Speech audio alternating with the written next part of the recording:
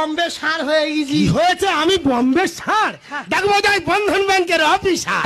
ওই কালো সার সাদা সার বল। কদিন ধরে তোমার বাড়িতে আসছে, আমি তোমার দেখা পাচ্ছি। দাদা কোথা?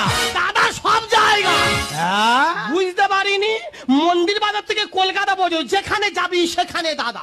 মানে তোমার স্বামীর কোনো ঠিকই নেই। হাসো চল মারো। এ আমি ওই সব কাজ করি না। এ আমার আনোয়ারটা স্বামী, এই কালকে তো এই মুখ তা তুমি তো বললে পাটি পাটি চল মারবো। হ্যাঁ? কথা শিখে তবে কথা বলা শেখ। কি বলেছি আমি? আমি বলেছি মন্দির বাজার থেকে কলকাতা পর্যন্ত প্রত্যেকটা টপিকে প্রত্যেকটা জায়গা আমাদের বাড়ি, ওই জন্য বলেছি যেখানে যাবি সেখানে দাদা। ও তাহলে আমার বোঝার ভুল হচ্ছে। দেখো বৌদি, আমি কি বলি শোনো, বলো। যা হওয়ার হয়ে গেছে, আমার টাকাটা দাও, বাড়ি চলে যায়। ও বৌদি, কি হয়েছে?